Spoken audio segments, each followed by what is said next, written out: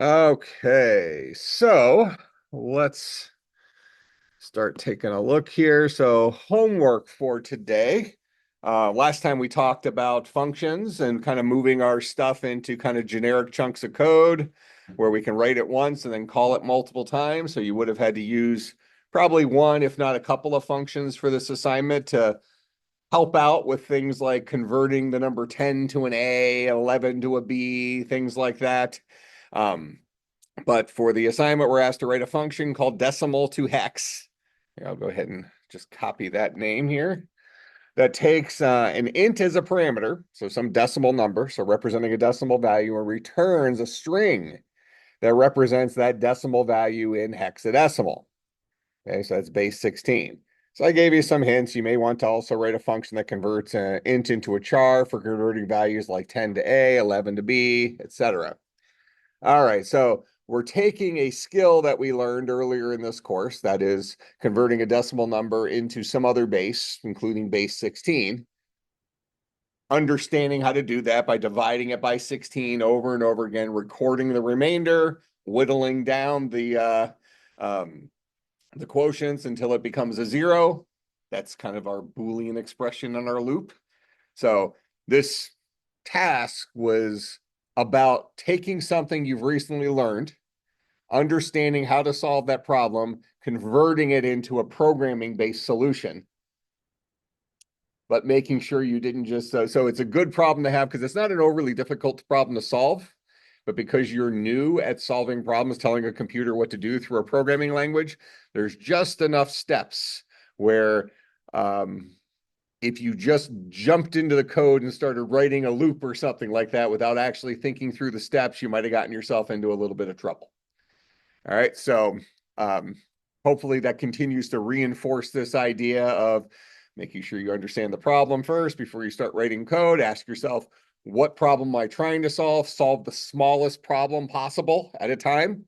And you solve 5 or 6 small problems and you put those together, you got a real solution. All right, so let's go and look at this. I'm just gonna gut all that.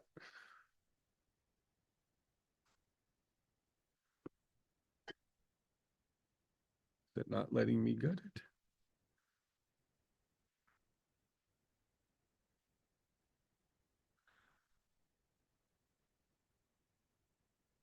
Here, I'll just create a new project.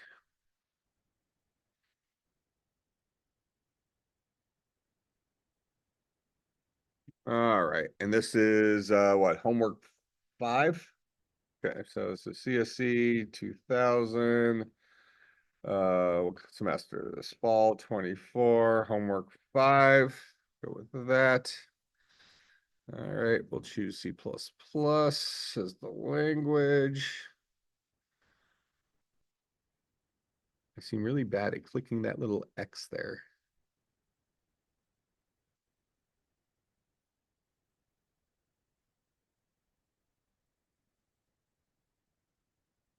Whatever.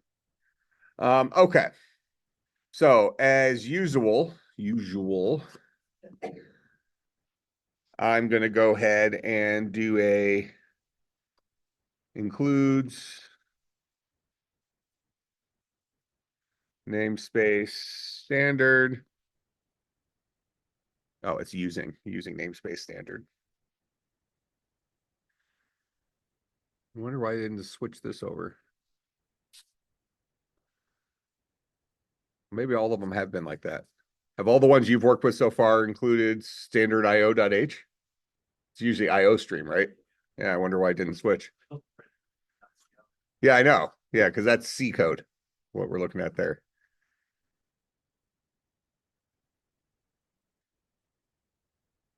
Well, whatever. We'll just change it.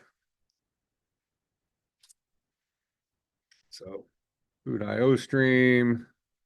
We'll do our C out here. Run it.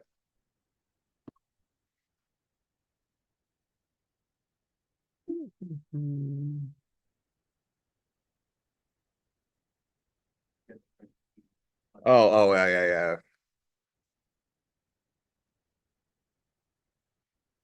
Okay, there we go. So we converted a C program to C++. There we go. The life of a programmer. Again, throwing that out there that all languages are the same. Computer programming is the skill set. So we got our hello world program working in C++ now. All right. So we're supposed to write a program called, what is it, decimal to hex? Decimal to hex. I'm going to go ahead and prototype it up top here. So this guy's going to return a string. It's going to be called decimal to hex. It's going to take an int decimal as a parameter. So it's going to take in a decimal value as an input. It's going to spit out the string version in hexadecimal of that integer. All right. So I prototyped it beforehand. Remind me, why are we prototyping functions? Why do I prototype it before main there and then come down below main and actually implement it? What's the purpose of that? Go ahead. Using this later, remember that we have this somewhere. Okay. Saying, hey, we have this stuff. Yep. So, yep.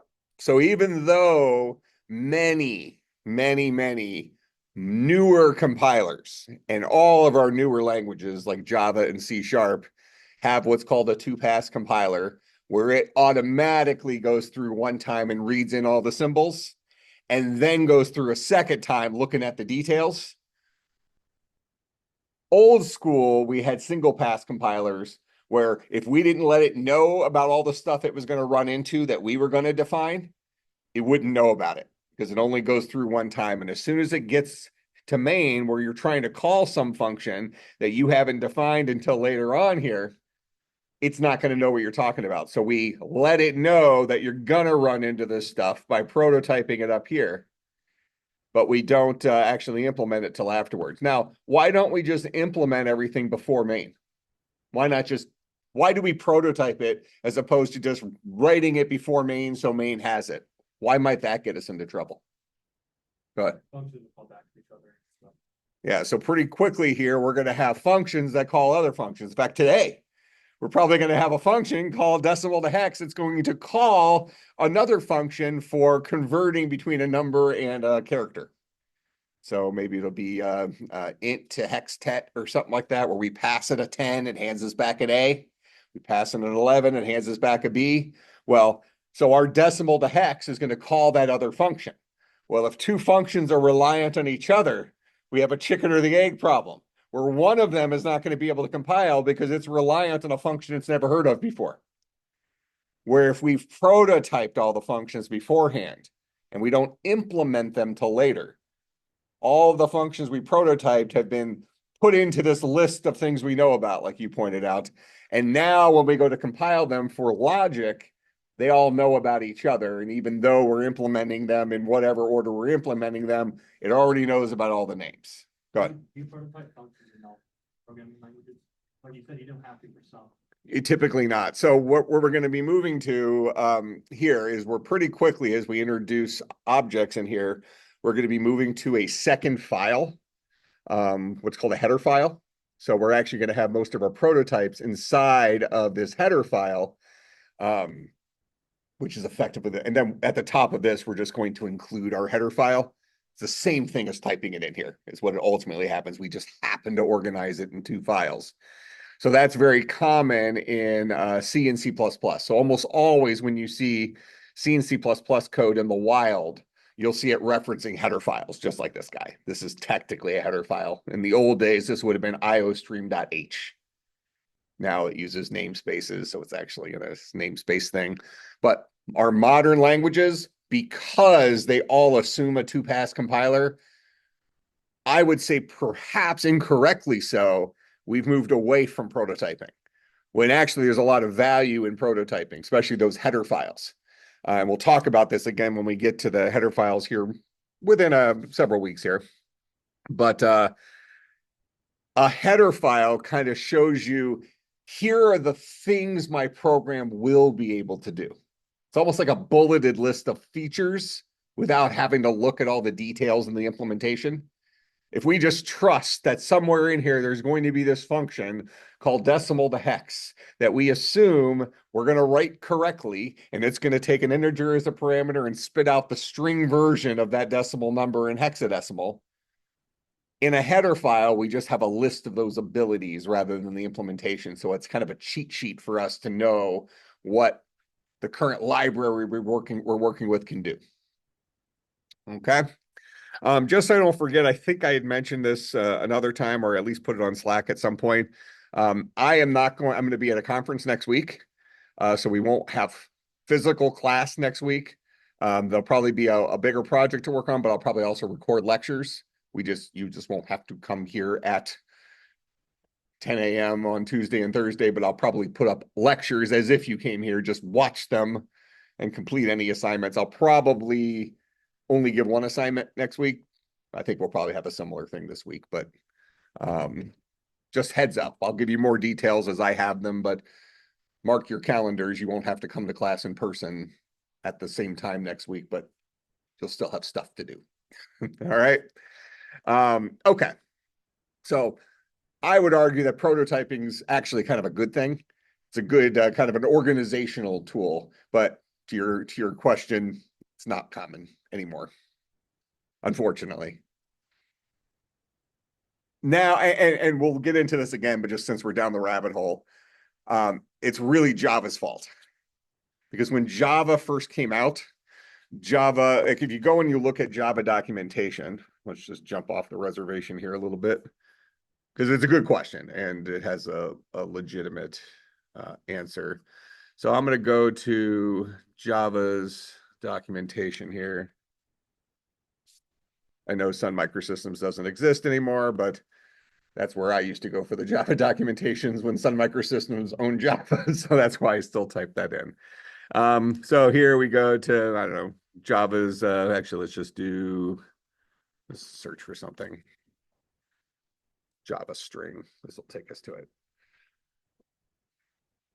All right, so the Java programming language has something built into it called Java Doc, which allows you to add stuff to your code so that you can run this Java Doc code and it will produce documentation like this.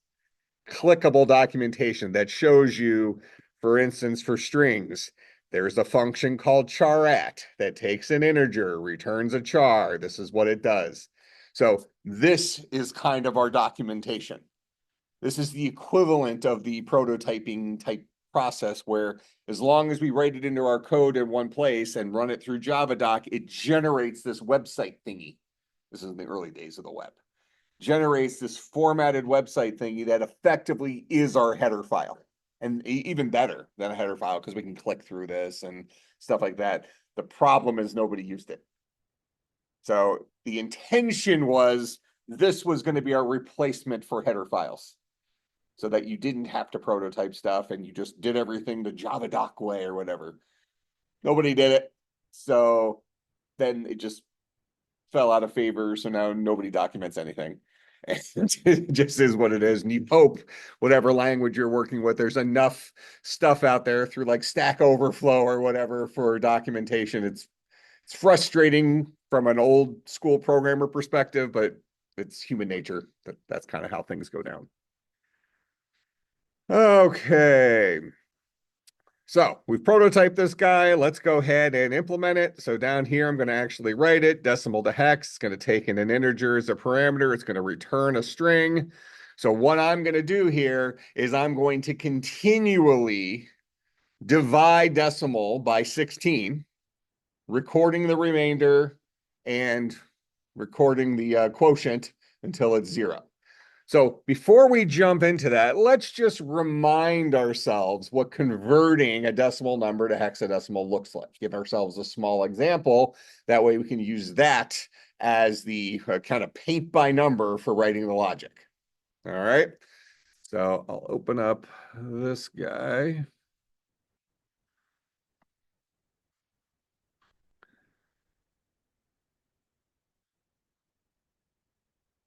All right. So let's do 231 decimal to hex. Start off with that. All right, so we'll start with 231. We'll divide it by 16. 231 divided by 16 is 14. So we'll record our answer there. 14 times 16 is 224. So this is a remainder 7. So we record our remainder over here. I'll just put R7 for right now. 14 divided by 16. 16 goes into 14 0 times. Bells should be going off. When we see a 0 here, that tells us we're done doing our stuff. Okay, but we need to record that last remainder. So 0 times 16 is 0 with a remainder of 14. Just happened there. Oh, the remainder of 14. And then we write our answer from bottom up. Well, if we just write it this way, we will have 14 followed by 7. Well, we know 14 is not a actual hextet. It's not a legal value in the hexadecimal language. Hexadecimal language supports 0 to 9, A through F. So a 14 is actually an E, right? And a 7 is actually a 7. So if we were to read this from bottom up, this is E7. So our expectation here would be if I pass the number 231 as an int into our function, it would spit out the string E7. Make sense? That is the problem we're about to write code to solve. But we want to write that code generically so that we can pass it any integer, not just 231. And it'll spit out the equivalent hexadecimal value for us. All right, so that's step 1 when you're doing this. Make sure you know what problem you're trying to solve. So I promise you, you will always have bad code if you have no idea the problem you're trying to solve. Okay? So this is always that first step. And remember, I mentioned this last class and probably the class before. I'm going to keep mentioning it. This is the hardest part of learning to program. It's not the syntax. It's the retraining your mind how to solve a problem, because human beings are so good at solving problems. We're used to just jumping in and starting to solve. When you're a beginning programmer, you got to take a break and take a breath and say, okay, well, let me make sure I understand what I'm solving first. Let me see if I can identify kind of the 4 or 5 steps that lead to this. And then let me try to implement each of those individual steps in code and then put them all together to give me a solution. All right, we got to slow down. Okay, so this is the problem we're going to try to solve. Now, let's go back into our code. So decimal is going to hold some integer. We don't know what integer, but for this assignment, we could probably assume at the very least they're giving us a positive number, right? We could put a whole bunch of if statements in here and say, well, if they gave us a negative number, technically you can convert it to hexadecimal and get the negativeness out of it if you wanted to, but for the assignment, that wasn't an important part. Go ahead. I was actually going to say that. So what exactly do we do for negative numbers? Will it do like an absolute value, or it just translates back? So if you wanted to handle negative numbers in this code, for example, you would probably ask a question at the beginning. If decimal is less than 0, then we're going to say decimal is equal to decimal times -1. Now it's a positive number, but we probably want to remember that it was a negative number.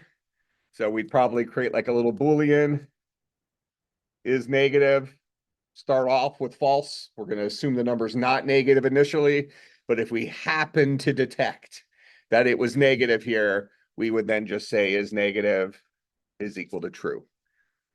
So that later on, after we've done doing all our logic, we could ask the question if is negative, or if not is negative, which means is negative is, well, actually, if is negative. If the value is a negative value, then before we return our value, we would say return the string with a minus concatenated with whatever our string we built up was, answer. we tack a minus sign onto the front of it for our final answer. Okay. Not what I was expecting on the assignment. For the assignment, I was expecting you just assume it's a positive number, not screw around with any negative stuff or whatever. But if, to answer your question, if you were doing it, you do something like this. Convert it to positive because that's what we know how to work with. Remember that it was negative, tack the negative sign on at the end. All right. So essentially, if we have a negative 231 decimal, it would just be negative E7 hex. Correct. Yep. Just like our normal numbers. We have 5, we have negative 5. Still the same value. 5 is 5. All right. So we have decimal. We're going to need a place to build up our answer because if we imagine going through this example here, as we were getting this 7, this E, I said, oh, we'll just record this. Well, where are we recording it? So we probably would have started off with a empty string. And then when we got to this line here, that empty string would have had a 7 in it. When we got to this line here, that empty string would have had an E7 in it. So we were building up this string with our answer we were going to return. Okay. So this is ultimately, this is the dude we want to return, this E7. So we need to have that somewhere in a format that allows us to tack things onto it so we can build it up one hexstet at a time. So we do that with a string, starting off with an empty string. Okay. So I'm going to come in here and just say string answer is equal to the empty string. So whenever, another rule of thumb, whenever you're writing a program that's going to build up something inside of a string, the base for that is an empty string. That's your foundation. You pour the foundation for the house, it's the empty string. Wherever we're doing math and we're dealing with sums, you start off with a 0, right? Wherever we're doing math and you're starting off with, and you're doing multiplication, you start off with a 1. Anything times 1 is that anything. So we're choosing the empty string as our foundation because that is what we're going to build our answer on top of. All right. So now we want to continue to divide decimal by 16 until it's finally a 0, right? So we're going to do something over and over and over again until we finally get a 0 right here. So if we assume that decimal is 231, is 231 a 0? Nope. So do some stuff. Then decimal is 14. Is 14 a 0? No. So do some stuff. Then decimal is 0. Is decimal 0? Yes. So we're done. Return our answer. That was built up while we were doing that stuff.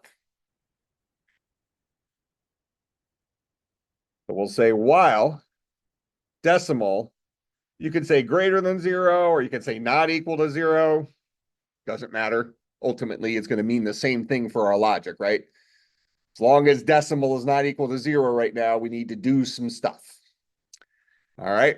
Now, this is the first little hiccup location in this assignment, right? Do you record the remainder? Do you get the remainder first, or do you change the value of decimal?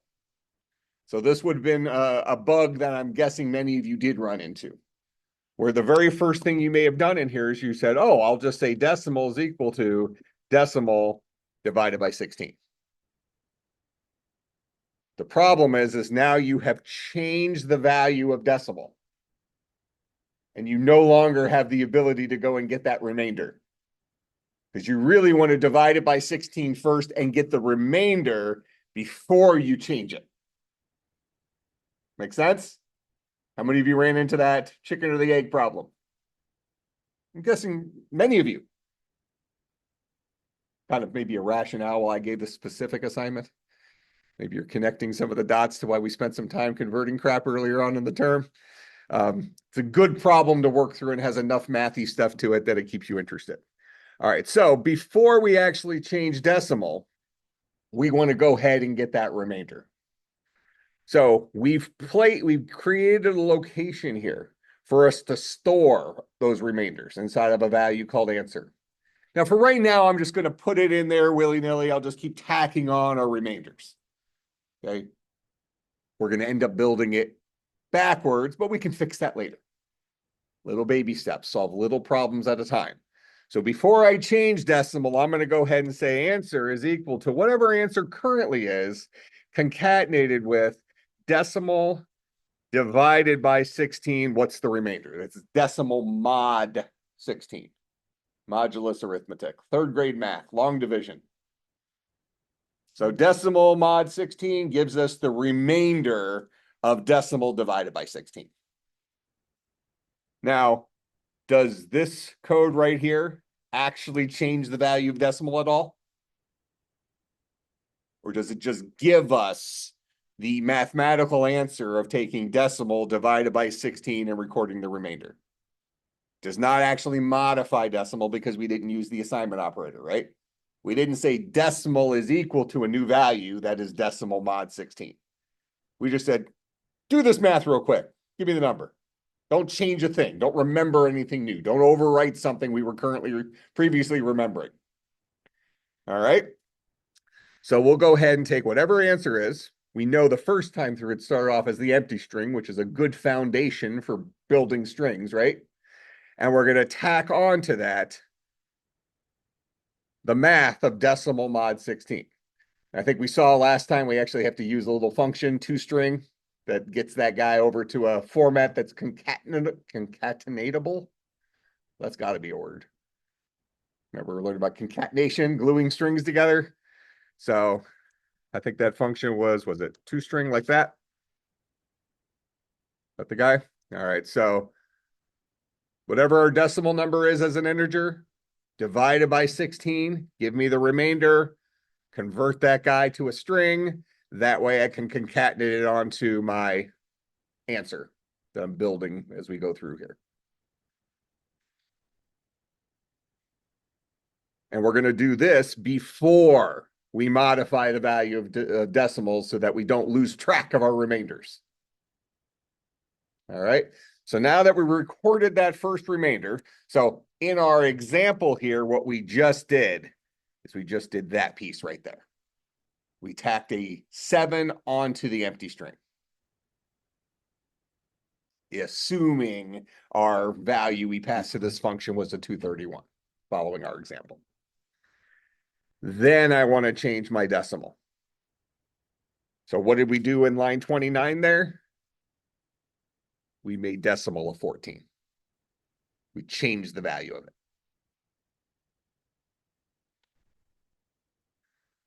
All right. And we're going to keep doing that over and over and over again until decimal is finally equal to a 0. And when decimal is finally equal to a 0, we know we're done and we've loaded up answer with our final answer. Now we happen to know, based on our little example here, that we haven't quite done enough, but let's see the mid step, right? Solve it little tiny bits at a time and test your solution. Make sure you're heading in the right direction. So what I'll do after this while loop is I'll go ahead and return answer. The string that should be the hexadecimal value of the decimal value that was passed in. All right. Now let's go ahead and see this in action. So we'll call decimal to hex. And what was we'll just call it with our example, 231. So we'll pass it 231. It's going to return the answer into this variable right here that I also happen to call answer. But remember, this variable right here lives and dies with the scope of main. So this version of answer is different than this version of answer. They live in different neighborhoods. Same name, different neighborhoods. All right. And then we'll go ahead and output our answer here. So for 231, we expect to get a 7 followed by a 14, right? And what's the order that we tacked it on? Well, we start off with the empty string, we tacked on a 7. Then we had the string 7, we tacked on a 14. So as of right now, what our string should say is 714. 7 concatenated with a 14. Not the answer we wanted, has a lot of the parts that we're going to need to get the answer we wanted, right? So let's see that guy run. There's our 714. So we have the right pieces, technically in the wrong order, and we haven't converted them to hextets because that 14 really needs to be an E. Make some sense? Okay. Questions so far?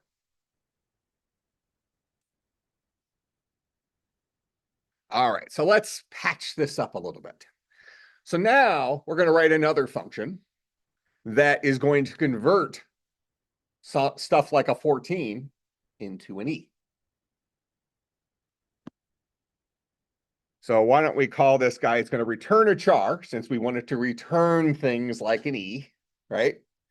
And why don't we call this number 2 hextet, make it sound all fancy. All right. And this guy will take in an int num as a parameter. So for example, we might pass it a 14 and we expect it to spit out the char E. So we've prototyped it up here. Let's go ahead and write it down here. All right, now you got to look into your toolbox and say, well, okay, well, what can I do to make this work? Well, we can do all of the mathy stuff. You know, we can ask a question, well, if num is equal to 10, then we want to return an A. Else if num is equal to an 11, then we'll return a B, so on and so forth. And this all assumes that we're only going to call this function if we're dealing with a value greater than 9. Otherwise, we'll just keep the 0 through 9. We don't need to convert them to anything. 0 through 9 is a legal hextet. But 10 through 15 is not. So we need to turn those into A's through F's. So as I have it written right now, if we just continue on with this monolithic if structure, we're going to have this giant if statement whose only job it is to convert 10 to 15 to A through F with a bunch of if statements. Well, there's some ways you can get around this.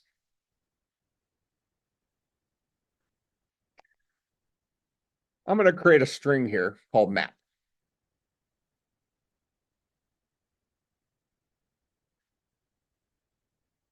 I'll go ahead and fill it up with all of the hextets.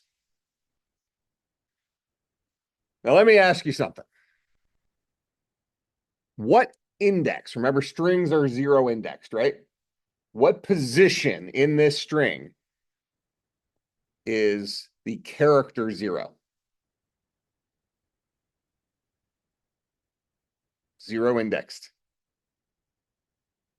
What location in this string is this 0 right here? It's position 0. Strings are 0 indexed, right? This guy has a length of 16. Legal buckets are 0 to 15. What position is this 1 in? Position 1. What position is this 9 in? Position 9. What position is this A in? Position. 10. Man, this is lining up nice, right?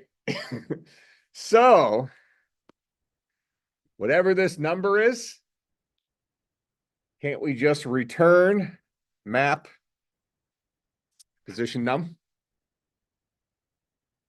If I passed it a 5, this will return the char 5. If I passed it a 10, this will return the char A. If I pass it a 14, This will return the char E. Make sense? Now, you could have done the whole crazy if statement stuff. If that's what made sense to you, and you didn't stumble upon this kind of this map, this connection. Nothing's wrong with the if statements. They look a little scary, but hey, looks like you're really coding, you're working for it, right? And man, you could have written the whole rigmarole, 15, 16 if statements. If you gave me a 0, here's the char 0. You gave me a 1, here's the char 1. You gave me a 10, here's the char A. You gave me a 15, here's the char F. Could have had if statements for every one of those. And with copy and paste, that's not the end of the world, is it? It looks like you got a lot of code there, so you must be smart. But this is leveraging something that we notice about strings. Because they're 0 indexed, and because we're doing a lookup, very similar to how like the ASCII lookup table works, right? We're saying, hey, I have a number 7. Which hextet is that? Well, that's the hextet 7. Here's the char representation of it, because I'm guessing you're going to be tacking that onto a string. You got a 10? Here's the hextet A. It's also as a char, you're going to be tacking that onto a string. All right, so we have this number to hextet function now that we can call. So now what we'll do is instead of converting this value to a string directly, we'll first pass it to our function number to hextet and have it give us the char version of this. Go ahead. So,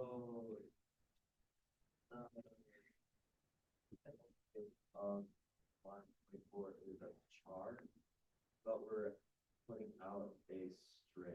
Does that matter? Well, what do you mean we're putting out a string? You mean right here? 26, and we're not putting out a string. Map is a string. Map at bucket 1 is a char. Strings are collections of chars. So bucket 1 of my string is a char, single quote, 1 single quote. Yep. And the follow through of that is our concatenation operator here, I believe, does work on strings and chars. It just won't work. You need to give it something that's of character type. If you have an integer on one of the sides is when it starts flipping out and like, hey, I don't know if you mean the plus sign for doing math or the plus sign for doing concatenation. So we don't actually have to convert the result of this into a string because a char is non-mathy enough for it to know what you mean. We're doing concatenation stuff. All right. So the only thing we've added here is this ability to map between a number and a hextet. And all we're doing is before we can concatenate that value, we're running it through that function. No matter what number I give you, I'm giving you some remainder. What are the possible remainders when I divide something by 16? Is 0 a possible remainder if something was evenly divisible by 16? Is 5 a possible remainder when I divide something by 16? Is 19 a possible remainder when I divide something by 16? Nope. Is 16 a possible remainder? No, because if I had 16 as a remainder, that means I did bad division because it actually went in an additional time, right? So whenever I divide something by x, the possible remainders are 0 to x minus 1. So dividing something by 16, my possible remainders from that will be 0 to 15. So I know here that the value I'm passing in right there will be some number between 0 and 15. And I just happen to have accommodated exactly 15 different options with that string there. I can actually support much larger base than this now because I can just finish out the alphabet, right? If I was dealing with base 17, well, that supports the value G now. No problem. My code works for it. I just have to add a little bit more to that string. And all of a sudden it's number to, I don't know what, question mark tet or something, something like that for whatever base we're going to. All right, so I'm going to take my math thing here. I'm going to say, before I tack it onto my string, go ahead and convert it. So I'll run this. Now we get a 7E. We're seeing the mapping happen, but we're still backwards. We needed to write it from bottom up. So what could I do? Well, I could say, well, I have the right answer. I just have it in reverse. So I could go ahead and write that function to reverse it, right? So I could create another string, reverse string, have this guy take a string S as a parameter. And this isn't even wrong to do it this way. We just say, hey, I got almost the right answer. It's just backwards. I can just write a quick little function that makes it not backwards, right? So we'll create a little empty string. Answer is equal to the empty string. I'm going to build up a new answer. I'm going to walk through my input string S backwards. Last legal bucket is S dot length -1. Keep going as long as I is greater than or equal to 0. I minus minus each time through. Answer is equal to answer concatenated with S at bucket I. Return answer in the end. So now I have the ability to reverse a string. So down here, before I send my answer out, I'll just reverse it.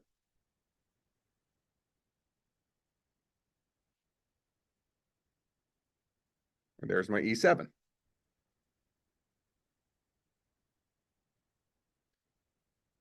that a reasonable enough solution? I have the correct answer. It's just backwards. Could I tell the computer to make it not backwards? Write the code to reverse it? Sure. But could we have just built it not in reverse? Rather than doing this here and reversing it at the end after I built it not in reverse?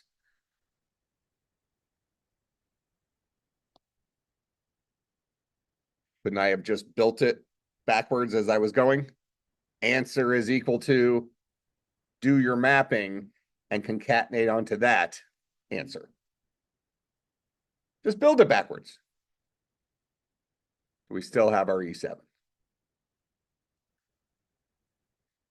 Neither of those are necessarily a substantially better solution than the other. So one thing I want you to see here, yes, we've looked at several tricks today, several little shortcuts we could have taken.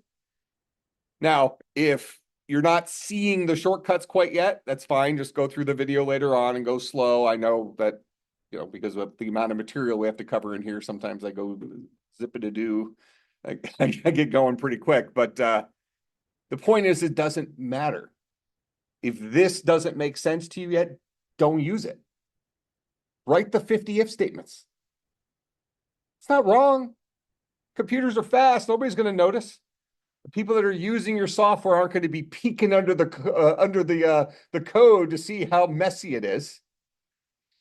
Plus, we might say in compiler theory, when you learn to write compilers, one of the main goals of a compiler is to make a bad programmer look like a good programmer. Take their, call it inefficient code, and turn it into something that's a little bit more efficient. Completely knowing that the computer is so fast that 99% of the time we're not going to notice. It's just chugging along. Okay. And the reason I keep emphasizing that is many of you right now, I knew this was happening anyways, because like I said, I've been teaching coding for 25 years. But I've been getting the emails, am I cut out for this? Is this my thing? I'm really sucking at this. I just spent 10 hours on my homework and I basically have I don't know, coffee stain on the paper or something. I have nothing to show for it. All of that is normal. You're supposed to be terrible at it right now. Don't force yourself to try to do something in the fancier way until your mind is ready to do it in the fancier way. Brute force it until do the things in the way that makes the most sense to your mind today. I promise you, eventually the switch will click and you'll do all the shortcut stuff. But don't think you're behind the game if you didn't stumble upon this solution for this assignment. I actually probably expect less than 10% of the class probably did this type of solution. If you've coded before, your mind might already be rolling in this direction a little bit. But if not, you're not inferior.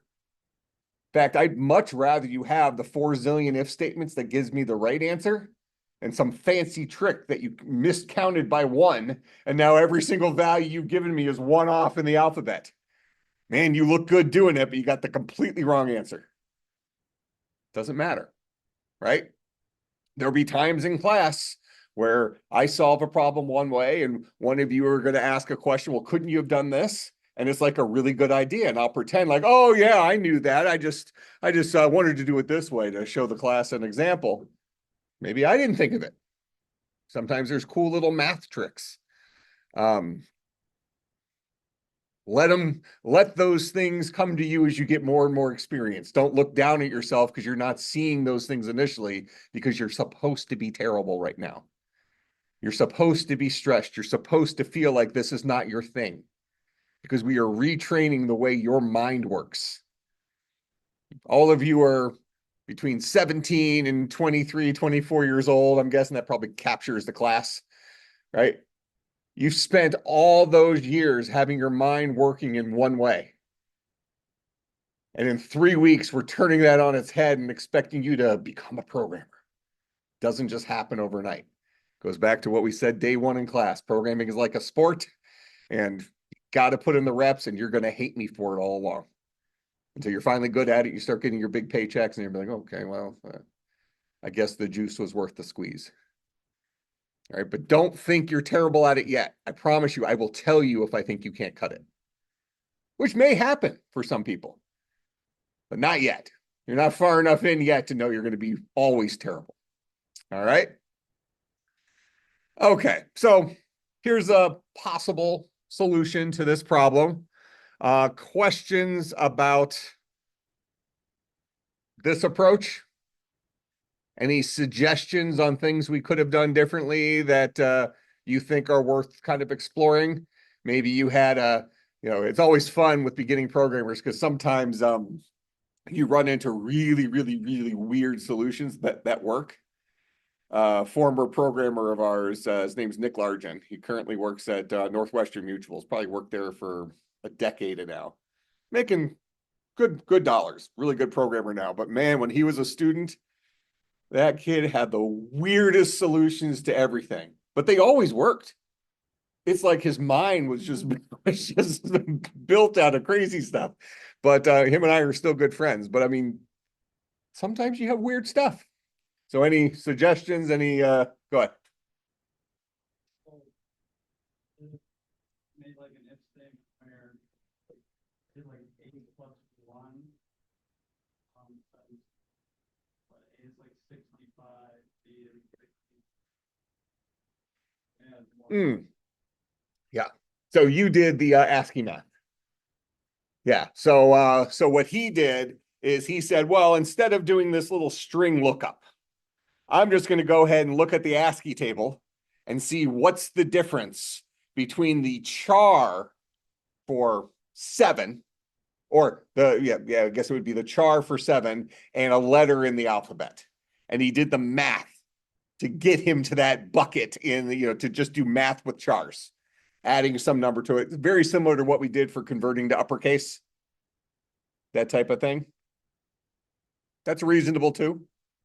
It probably is a little bit less direct than this. I think when you see this solution, it probably makes more sense when you see it. You may not have stumbled upon the solution yourself, but once you see the answer, that's always the thing that happens first. When you see an answer, it makes sense to you before you believe you could have written it yourself. Whereas when you're doing ASCII, math, let's say,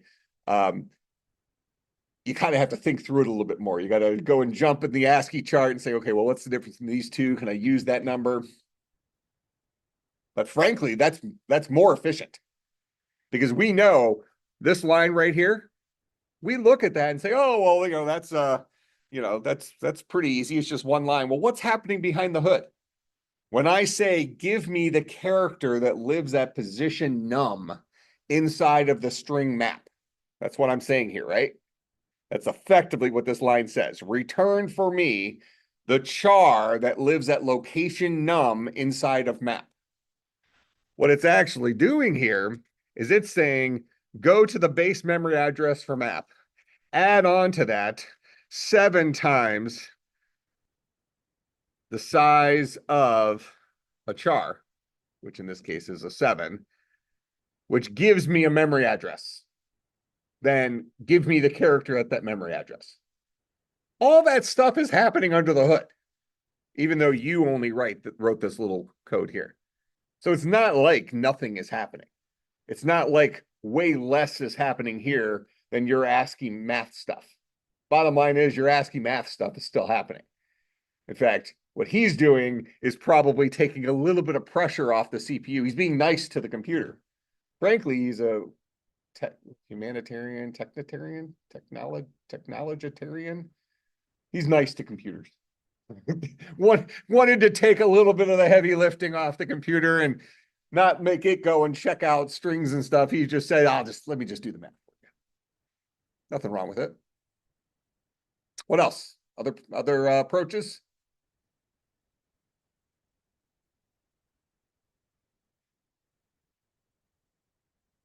Nothing that anybody's willing to admit. I spent 14 hours and I got nothing. Nothing. Go ahead. While statement, Mm-hmm. I had the 16 to the power of. You- And then I would have every, they went through the wire. So what do you mean the power? 16 to the power? It sounds like you're doing the other thing that converts between hexadecimal to decimal. The other pattern. Remember, we have 2 patterns for converting. Because the other pattern is here's the ones place, 16's place, the 256 place. So that's 16 to the 0, 16 to the 1, 16 to the 2, 16 to the 3. Am I reading that right, or are you doing something different? They're wondering why it's Well, based on what you described, it shouldn't be. Unless you're just having this like fancy value that's 16 to the first, 16 to the second, just dancing around in there that you never actually use for anything. It's just this fancy number. Just every single time through, you're multiplying it by 16 and just never using the value, but you have it. It's like when I go shopping at Walmart, I always put my first place ribbon on. For no reason. Just like we're in the first place ribbon at Walmart.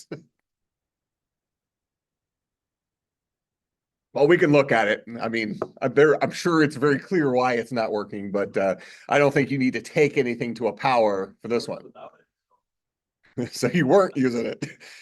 That was it. He was using his first place ribbon. You just wanted to take, you took that variable on a cruise, free cruise. Put some numbers into it, multiplied it by some stuff, took it to some powers, never used it once.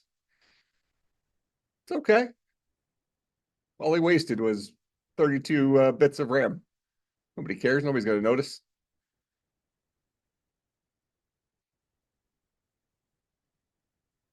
All right. So now let's, just so I don't forget here.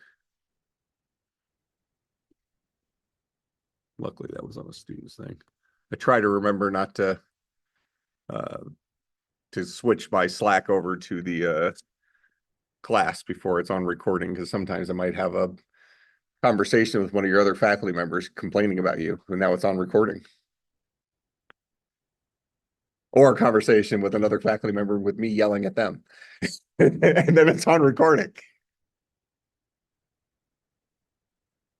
All right. So how can we expand this? Right now, we have this function called we have this function called decimal to hextet. Well, we learned the pattern that is decimal to any base, right? Not just hexadecimal, decimal to any base. So we can modify this to make it work for any base, right? Decimal to any other base, up to when our alphabet stops. So how would we do that? Well, we probably would no longer call it decimal to hex, we'd call it decimal to base. But in order to go to another base, no longer are we just giving it a decimal. What else does it need in order to convert? It's got to know what base you want him to take it to, right? So we'll also take in a base. So now it'll take in two inputs. What's the number you want to convert? What's the base you want to convert it to? Make sense? All right, so let's just steal that header.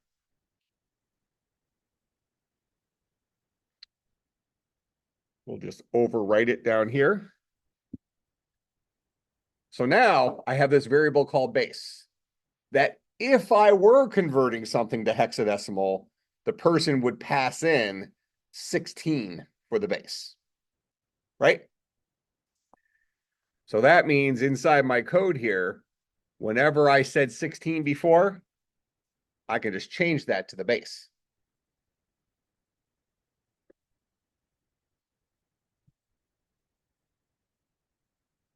Now, if I do nothing else,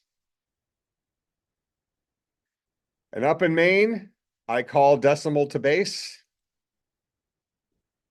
and I pass it the number I want to convert, and I happen to still want it to go to hexadecimal, because I happen to know my other function currently still supports up to letter F. I should get the exact same answer. E7. It's not doing any different logic. It's just getting the 16 from me generically through a parameter instead of being hard-coded. But this guy won't necessarily work unless the moons align and we don't have remainders greater than 10 or greater than, I guess it would technically be greater than 15 for other bases. But what could I change in my code? What could I change here to make this function support for all possible bases? That would be base 1 to base 36. What would I change in here? Expand on that. Finish my ABCs, right?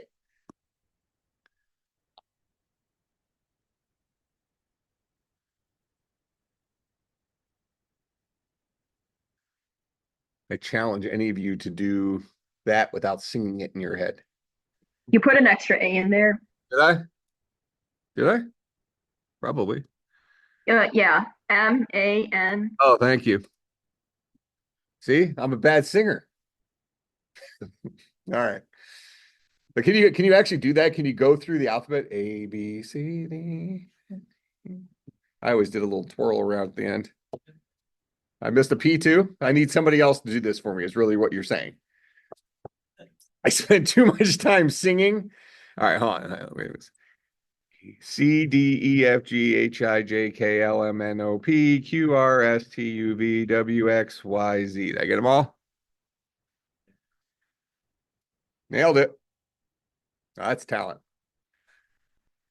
I know my ABCs, finally. No typos. Well, third try a charm. All right, so now we support all the values between 0 and 9, and then all the remainders 10 through 36. Make sense? So I'm making that little change. Now I would probably change this to, I don't know what I would change it to. Instead of hextet, what's like a generic tet? Generic tet? I guess we'll just call it that. You could have just left it as hextet, but now it no longer is really saying what it's doing. All right, so number to generic tet It now can map any number to any letter in the alphabet if necessary by just having a bigger map having more stuff in it. All right. Now, if you don't remember all the other places you have done stuff to, there is something in a lot of IDEs, integrated development environments, called refactoring. And this guy might even have it where you can just say, I want to change the name of this function. And you say, I'm going to rename it or I'm going to refactor it. It's a software engineering term. And what it'll do is it'll go and change it all the places you've called it. So you only change it once and then it fixes it for you everywhere else. Or you can just do this and hit run and see where it yells. Okay, so we got number to hextet was not declared in the scope, and it's talking about line 17. Ultimately, it's getting to line 47. Right here. So fix it up there and just keep doing it till it stops screaming. That's your search and replace. Just keep running it till it thinks you've replaced all the changed function names. But most of your integrated development environments will have like a shortcut thing for doing that to make sure you don't when you change your variable name in one place, it changes everywhere, so you don't have to go and hunt through hundreds of lines of code looking for all the places you've done it. All right. So now we have a program that works for converting decimal to base. I can give it any decimal number, in our case now any positive decimal number, and it will convert it to any legal base. I'm technically not currently checking for negative numbers. I'm also currently not checking for it to give me, base 700 or something. Nothing prevents me from passing in a 700 here. But we know that that is not a compatible base with the alphabet. Right? So might get some strange responses or some errors if it starts trying to give you, bucket 204 from your alphabet string that only has 26 characters in it. Things might get a little sketch. But I can certainly say, go ahead and give me 231 in base 24, and that is 9F. Give me that guy in base 10. Well, it would be in base 10. 231 in base 10 is what in base 10? 231. There's our 231. This guy works. So we're seeing that power, our two patterns in action. Well, this is just one of the patterns, but nothing prevents us from converting from base 10 to base 10 other than wasting time. And we could say, at the very least, what did this guy do? It gave us the ability to convert an integer in base 10 to its string equivalent. So this converts a base 10 number to a string. Now that it's a string, I can do stuff with it. But then you're just supposed to say, well, why don't I just call toString? That's when I say, well, pretend like you don't know that. Why use that when you just write your own? We become do-it-yourselfers. Who goes to Home Depot and buys something for $5 when you can build it for yourself for 500? All right. The farther you get into coding, the more you'll actually see we're basically construction workers. Just you have the tools laying around you, you figure out how to solve the problems, and based on what you have, you'll run into plenty of situations where you find yourself doing the coding equivalent of using duct tape. And it really does happen all the time. I mean, just giving you, this is a legitimate example. I play this game on my phone. It's called Trailer Park Boys. You've seen the show. I use it as an example of games that shouldn't have profanity and I complain about them. So, any case, this is one of those stupid games where you have to click. Well, I don't want to click myself. That's beneath me. What I initially did is I built a robotic arm.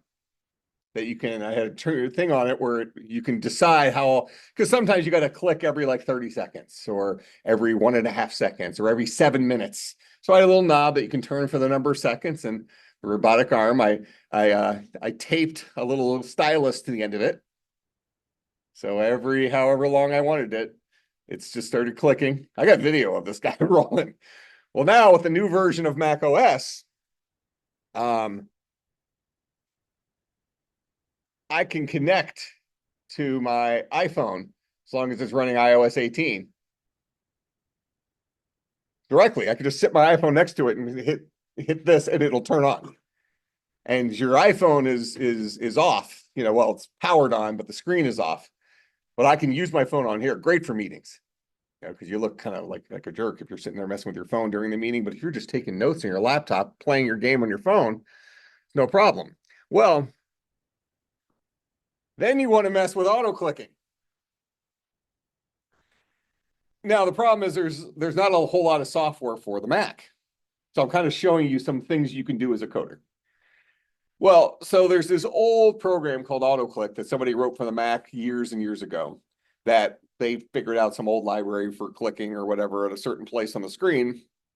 And so I went and got the source code. The problem is that this program wants you to register it, but they're no longer in business, so there's nobody to register with. But they've open sourced the source code. So I just went into the source code and started making changes. So it no longer dials home for a registration key or anything, but it also didn't quite do exactly what I wanted. When you look at the interface here, it lets you choose which button you want to click. It asks you how many times per second, minute, whatever you want it to click. Well, I don't want it to do it more than once. I want it to do it one click every so often. So even though I didn't change the interface at all, I just made this box right here be how often should you click? So I changed that. I hit start. So I rebuilt the software using Xcode, which is the IDE for Mac. Have an executable. I run it. So now I can put in every 1 second, do something, and then I can, put out here, and it's going to keep clicking every 1 second. Yeah, so now you're cheating at video games using your programming skill. And because nobody else had to use this, I didn't have to worry about it looking good. I didn't have to worry about labeling this box for what it actually meant, as long as I could use it, right? So this opens up fun little things like that you can do, because now we're kind of like we're the construction workers. We're the MacGyvers of problem solving. You got the tools laying around you. A terrible thing though with this feature is that it doesn't work on older iPhones. I have an old iPhone 6 laying around that's a development device in my house, but it won't let me screen mirror that. I tried to get iOS 18 on that guy, and that didn't go well. It won't let me mirror my iPad. I don't know why. It just won't. That's coming soon, probably. But whatever, you have a problem in front of you, figure out how to solve it, and as long as you're writing it for yourself and not for other people's eyes, you don't have to change anything. Just get it working for your purposes and move on with life. The robotic arm was pretty cool, though. Very noisy. My wife would complain about it because the servos only go so fast. So if I had the arm, let's say I had to click 5 times a second. If you only had it come off the phone just a little bit, sometimes it would get stuck in the servo and just sit there and shake and not actually click. But then if you had it come up too high and then go back down, it would make the robotic arm noise. Like that. And my wife would yell at me.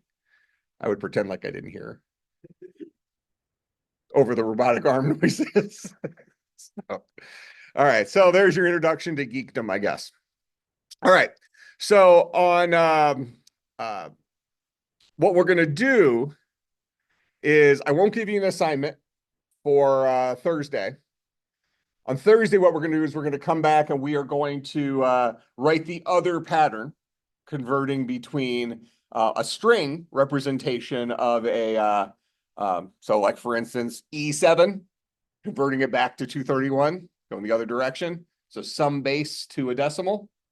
So if you wanted to challenge yourself and try to write that for class on Thursday, I'm not gonna put it up. You don't have to turn it in. All of you are already noticing I give very good grades for your homework, regardless of, as long as you put in the effort and got it in. So it doesn't really make a difference in your grade anyways. We're gonna find out on the tests how you're learning. So if you wanted to challenge yourself to try to convert the other direction, any base to decimal for Thursday, go ahead and do that. We'll be doing it in class on Thursday. Sound good? Okay, and also remember to make a note that we won't be meeting in person next week, next Tuesday or Thursday. I'll be on email, whatever. I'll have lectures recorded, but we won't actually meet in person. Cool? All right, I'll see everybody on Thursday.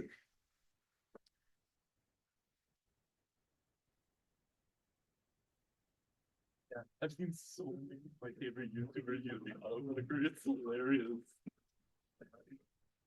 Well, and that's the thing though. So as a computer scientist though, we have the ability to Know how to use an well, to modify our own thing. Yep. But yeah, one of my favorite YouTubers, I think he has his auto clicker set for like 0.01 per second. Yeah. and And that'll work on here. It won't work with a robotic arm though. That's trying to ask it to Yeah. click too often. but yeah, I just see that, and he just starts doing it